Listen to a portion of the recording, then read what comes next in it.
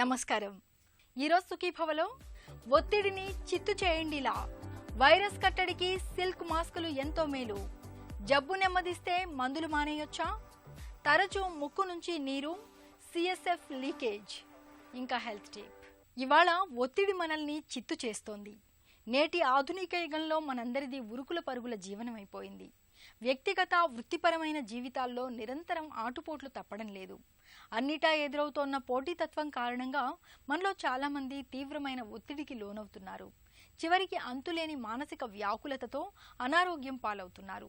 ఈ నేపథ్యంలో ఒత్తిడిని చిత్తు చేసేందుకు, ఆరోగ్యాన్ని కుదుటపరిచేందుకు తనవైన ప్రత్యేక చికిత్సల్ని, పరిష్కారాల్ని సూచిస్తోంది రామోజీ ఫిల్మ్ సిటీలోని సుఖీభవ వెల్నెస్ కేంద్రం. ఒత్తిడిని అధిగమించేందుకు సుఖీభవ వెల్నెస్ సెంటర్ నిపుణులు చెబుతోన్న పరిష్కార మార్గాల గురించి ఇప్పుడు తెలుసుకుందాం.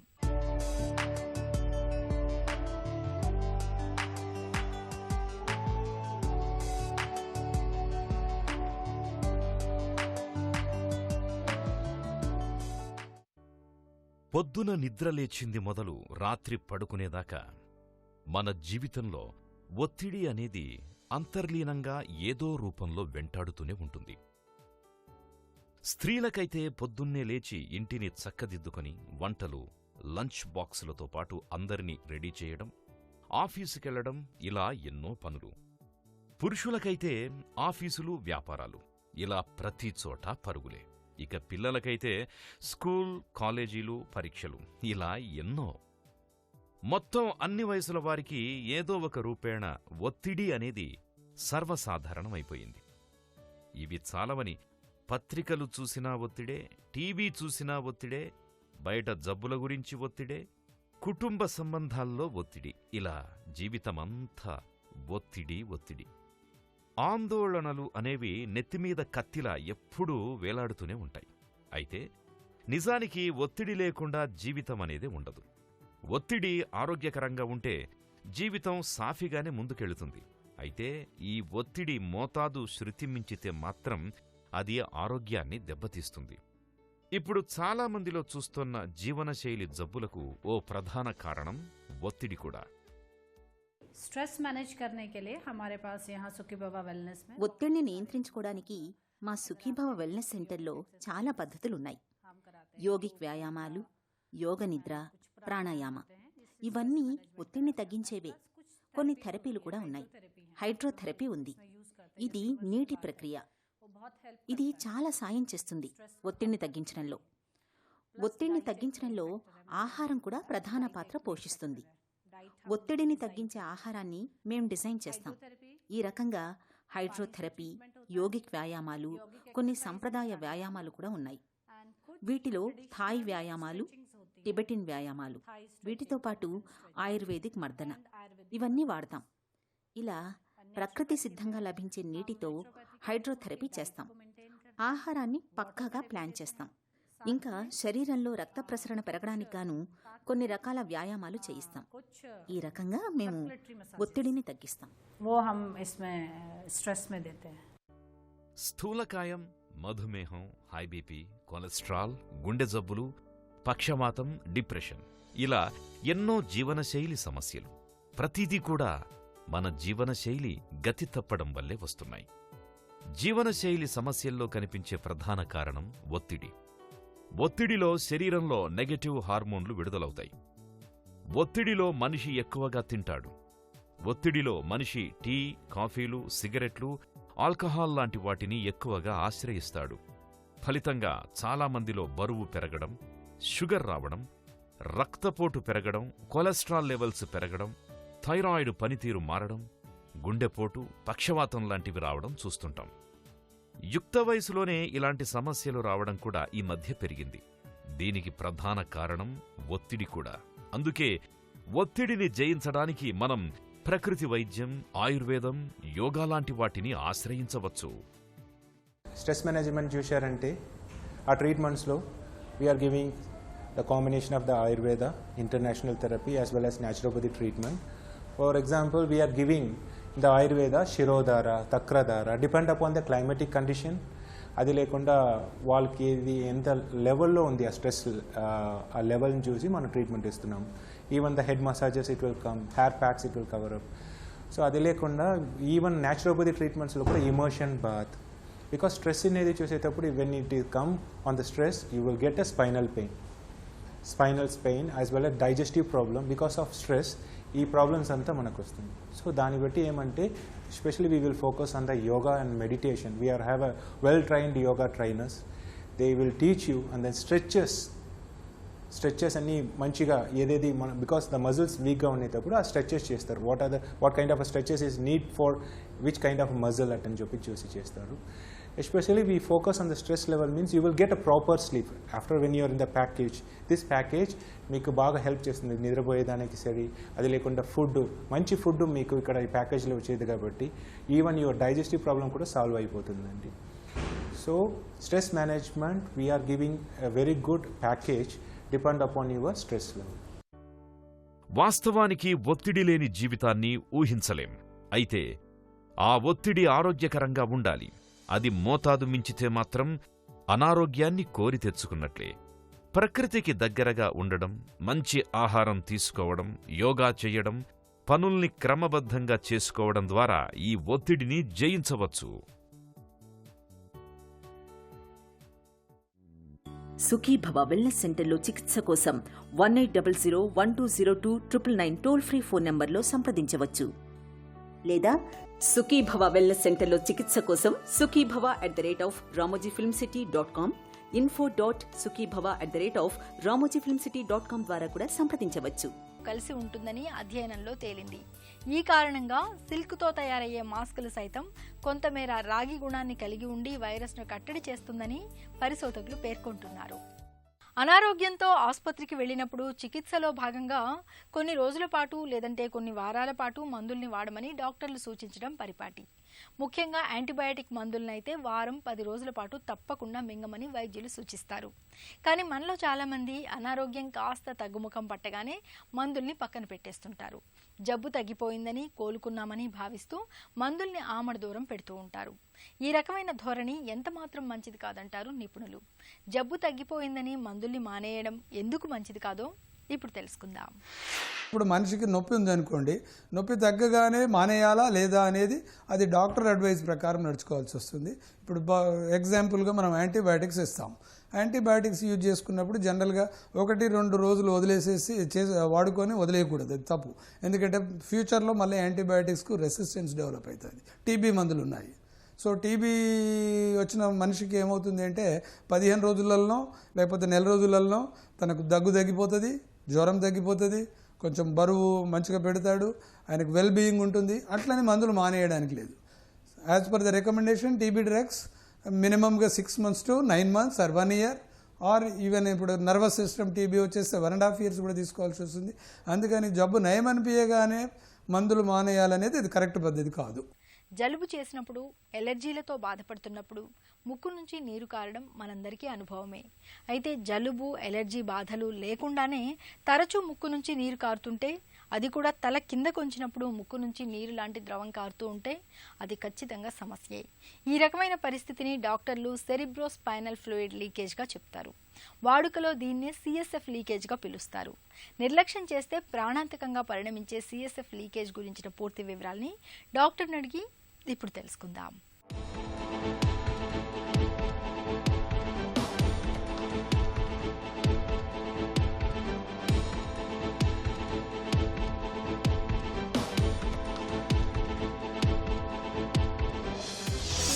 CSF లీకేజ్ అంటే ఏంటి?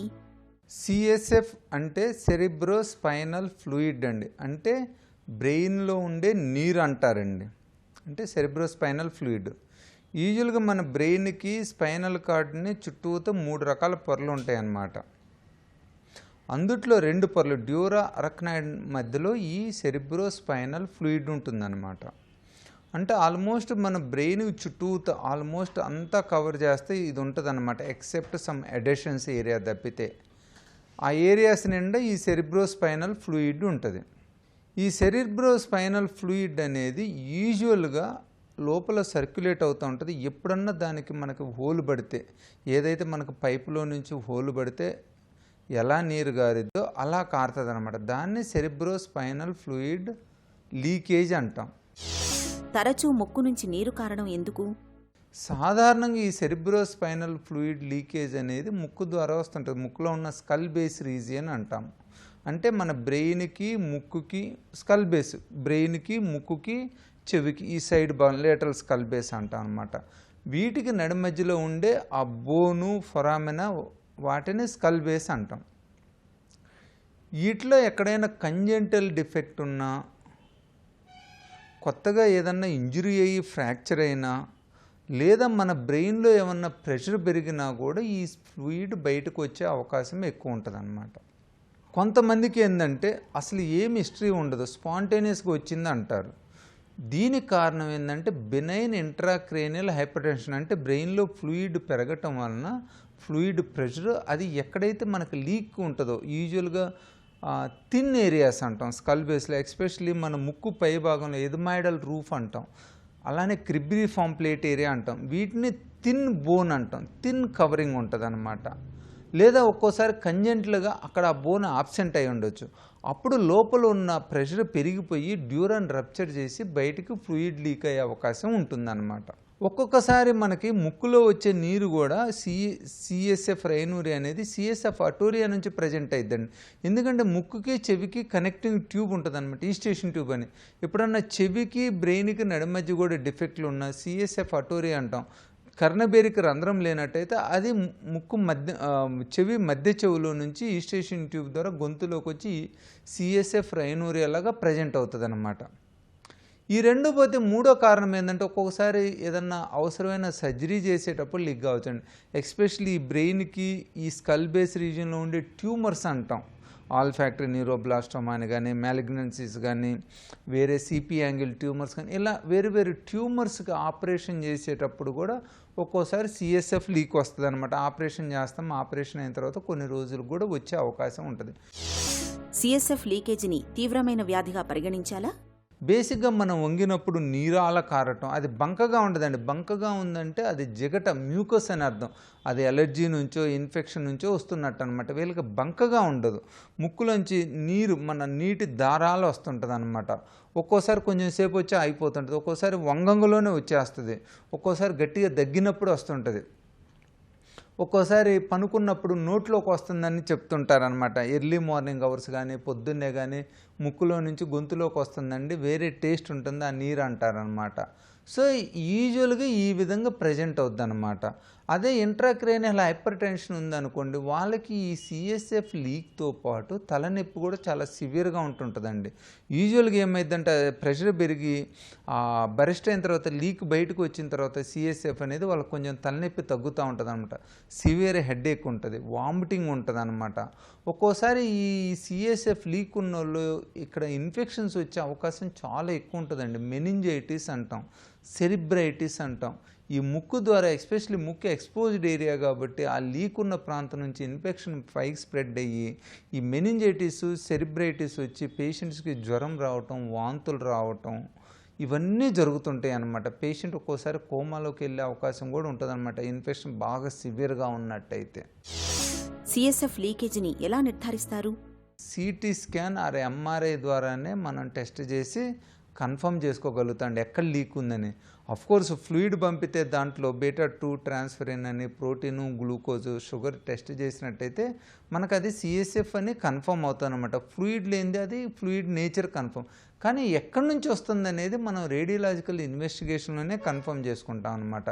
యూజువల్గా మనం చేసే రేడియలాజికల్ ఇన్వెస్టిగేషన్స్ ఏంటంటే సిటీ సిస్టర్నోగ్రఫీ అంటాం, ఎంఆర్ఐ కాంట్రాస్ట్ ఎంఆర్ఐ స్టడీ అంటాం అనమాట.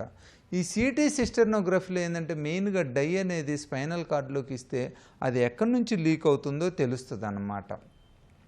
ఎంఆర్ఐలో కూడా ఏమవుతుందంటే ఆ లీక్ నంబర్ ఆఫ్ లీక్స్ ఎక్కువ ఉన్నా కూడా మనకు తెలుస్తుంది. సో యూజువల్గా సిటీ, ఎంఆర్ఐ రెండూ చేయిస్తాం అనమాట. సిఎస్ఎఫ్ లీక్లో ఒకటి ఉన్నా, మల్టిపుల్ ఉన్నా, నంబర్ ఆఫ్ లీక్స్ ఎక్కువ ఉన్న, సైజ్ ఎంత ఉందనేది కూడా మనకి చాలా క్లియర్గా తెలుస్తుంది అన్నమాట. సో మనం ఈ సిటీ, ఎంఆర్ఐ ద్వారా site of leak, size of leak, number of leaks ఈ విధంగా మనం టోటల్ డీటెయిల్ అంతా తెలుస్తుంది అనమాట. దీంతోపాటు మనకు వేరే అనటామికల్ వేరియేషన్స్ కూడా ఏమైనా ఉన్నాయని తెలుస్తుంది. దీంతోపాటు అక్కడ ఏదన్నా గడ్డలు ఉన్నా, ట్యూమర్స్ ఉన్నా, ఏదన్నా దానికి రీజన్ ఉన్నా కూడా మనకు తెలుస్తుంది అన్నమాట. సో ఈ విధంగా మనం ఈ రేడియలాజికల్ ఇన్వెస్టిగేషన్ ద్వారా, బయోకెమిస్ట్రీ ద్వారా సిఎస్ఎఫ్ ఎక్కడి నుంచి వచ్చేది అనేది కూడా మనం తెలుసుకుంటాం అన్నమాట. కొంతమందికి ఏమవుతుందంటే సిఎస్ఎఫ్ ఇవాళ వస్తుంది, మళ్ళీ 3 రోజుల తర్వాత వస్తుంటుంది, అట్లా వాళ్ళు చెప్తారనమాట ఇంటర్మీడియట్గా వస్తుందని.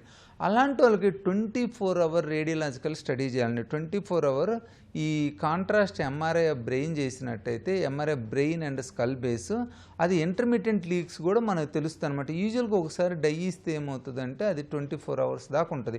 ఎవ్రీ 3 అవర్స్ మనం టెస్ట్ చేయిస్తాం. సో ఆ లీక్ మనకి యూజువల్గా ఈ 24 అవర్ స్టడీ ఎంఆర్ఐలో మనకు తెలిసిపోతుంది అనమాట, ఎక్కడి నుంచి వస్తుంది, ఎంత సైజు లీక్ వస్తుందని. సిఎస్ఎఫ్ లీకేజీకి చికిత్స ఎలా ఉంటుంది? యూజువల్గా సిఎస్ఎఫ్ లీక్ అనేవి దెబ్బ తగిలి వచ్చినట్టయితే, సపోజ్ హెడ్ ఇంజరీ వాళ్ళకైతే మోస్ట్ ఆఫ్ ద టైమ్స్ 1-2 వారాల్లో వాటంతట అవి సెల్ఫ్ హీల్ అయిపోతాయండి. ఏదైతే ఆ దెబ్బ తగిలి అక్కడ మన స్కిన్ దెబ్బ తగిలి ఎట్టయితే హీలిపోద్దో ఆ మెంబ్రెయిన్ కూడా అలా హీల్ అయిపోయి ఆగిపోద్ది అనమాట. అలా కాకుండా స్పాంటేనియస్ సిఎస్ఎఫ్ ఉన్నా కానీ లేదా రికరెంట్ వస్తున్నా కానీ వాళ్ళకి యూజువల్గా తగ్గదండి. వాళ్ళకి మనం చిన్న ఆపరేషన్ చేసి దాన్ని తగ్గించాలి. ఆపరేషన్ అంటే ఏం లేదు, ఆ లీక్ని 3 పొరలుగా క్లోజ్ చేస్తాం అనమాట. 3 పొరలు ఏంది, ఒకటి బ్రెయిన్లో ఉన్న డ్యూరా మ్యాటర్గా, రెండోది మధ్యలో ఉన్న బోనుగా, దాని కిందనే మ్యూకోజాగా. యూజువల్గా ఈ సిఎస్ఎఫ్ లీక్స్ అనేవి చిన్న లీక్స్, పెద్ద లీక్స్ అంటామండి. చిన్న లీక్స్ అంటే లెస్ దెన్ 3 మిల్లీమీటర్ ఉన్నట్టయితే చిన్న లీక్స్ అనమాట. మోర్ దాన్ 3.5 మిల్లీమీటర్స్ ఉన్నట్టయితే వాటిని పెద్ద లీక్స్ అంటాం. చిన్న లీక్స్ని అయితే సింపుల్గా, కానీ అనస్థీషియాలోనే చేస్తాను, వెరీ సింపుల్గా ఆ ఏరియానంతా రా చేసి దాంట్లో ఫ్యాటు ఫేషియా పెట్టినట్టయితే యూజువల్గా 100% హీల్ అయిపోద్దండి. అదే కొంచెం పెద్ద రంధ్రం ఉన్నట్టయితే 1.5 సెంటీమీటర్స్ అంతకన్నా ఎక్కువ కూడా ఉన్నట్టయితే దాన్ని 3 లేయర్ క్లోజ్ చేస్తాను అనమాట. ఆ ఏరియాని మొత్తం రాజేసి డ్యూరా మ్యాటర్ దగ్గర ఒక షీట్ పెట్టి, మళ్ళీ ఫ్యాట్ పెట్టి, దాని మీద ఇంకో షీట్ పెట్టి, దానికి మళ్ళీ డ్యూరా జెల్ అని వస్తుంది అన్నమాట. ఈ సొల్యూషన్ అది ఏం చేస్తుందంటే అక్కడ ఉన్న టిష్యూస్ని బాగా అటాచ్ అయ్యేటట్టు చేస్తాను అనమాట. సో ఈ లేయర్స్ అన్నీ పెట్టిన తర్వాత వాటి మీద ఇది పెట్టేస్తాను అనమాట. ఈ సొల్యూషన్ వేసినట్టయితే అది మంచిగా అతుక్కుపోతుంటుంది. ఒక్కోసారి మల్టిపుల్ లీక్స్ ఉంటాయండి. అలాంటప్పుడు ఏం చేస్తా అంటే ముక్కు లోపల నుంచి వేరు లోకల్ ఫ్లాప్స్ అంటాం, లోకల్ మ్యూకోజల్ ఫ్లాప్స్, అడాడ్ ఫ్లాప్స్ అని, టర్బినేట్ ఫ్లాప్ అని, ఇలా డిఫరెంట్ ఫ్లాప్స్ ఉంటాయి. ఈ మూడిటితో పాటు దాన్ని కూడా యాడ్ చేస్తాం అన్నమాట. ఎందుకంటే ఈ మల్టిపుల్ లీక్స్ ఎక్కువగా ఉండి ఈ మోర్ దాన్ 3-4 సెంటీమీటర్లో ఉన్నట్టయితే ఈ ఫేషియల్ ఆగవన్నమాట, మళ్ళీ ఏదో ఒకటి లీక్ అవుతూ ఉంటుంది. ఇలాంటప్పుడు ఏం చేస్తామంటే లోకలైజ్డ్ రొటేటరింగ్ ఫ్లాప్స్ అనేవి సెప్టమ్ నుంచి తీసుకొని వాటిని మళ్ళీ పెట్టేసి క్లోజ్ చేస్తాం అన్నమాట. సో ఈ విధంగా 3-4 లేయర్స్లో క్లోజ్ చేసినట్టయితే మల్టిపుల్ లీక్స్, లార్జ్ లీక్స్ని మనం యూజువల్గా క్లోజ్ చేయగలుగుతాం. దీంతోపాటు ఒకవేళ ఇంట్రాక్రనియల్ హైపర్ టెన్షన్ ఉన్నట్టయితే వాళ్ళకి కొన్ని రోజులు బ్రెయిన్ ప్రెషర్ని తగ్గటానికి కూడా డైమాక్స్ కానీ వేరు ట్యాబ్లెట్లు ప్రెషర్ రెడ్యూస్ చేయడానికి ఇస్తామన్నమాట. సో ఈ విధంగా మనం మేనేజ్ చేసినట్టయితే పేషెంట్లకు అందరూ సిఎస్ఎఫ్ లీక్ని రిపేర్ చేయొచ్చు. జలుబు చేయకుండా తరచూ ముక్కు నుంచి స్వచ్ఛమైన నీటిని తలపించే ద్రవం కారుతున్నప్పుడు నిర్లక్ష్యం చేయకుండా వెంటనే డాక్టర్ని సంప్రదించాలి. సిఎస్ఎఫ్ లీకేజ్ వంటి సమస్యల్ని తొలి దశలో గుర్తిస్తే తగిన వైద్యం అందించడం ద్వారా లీకేజ్ని ఇట్టే అరికట్టొచ్చు. ఇక ఈరోజు కార్యక్రమాన్ని ముగించే ముందు ఆంధ్ర హాస్పిటల్ సమర్పించే ఒక చిన్న చిట్కా మీకోసం. కామెర్లతో బాధపడుతున్నప్పుడు నేల ఉసిరి, తిప్పతీగలతో తయారు చేసిన కషాయాన్ని రోజు సాయంత్రం పూట ఖాళీ కడుపుతో తీసుకోండి. కామెర్లు క్రమంగా తగ్గుముఖం పడతాయి. సుఖీభవ కార్యక్రమానికి సంబంధించిన మీ విలువైన సూచనలు, సలహాల్ని వెంటనే మాకు రాయండి. మా చిరునామా Sukhibhava, ETV, Ramoji film city, Hyderabad 501512 లేదా sukhibhava@etv.co.in కు ఈమెయిల్ చేయండి.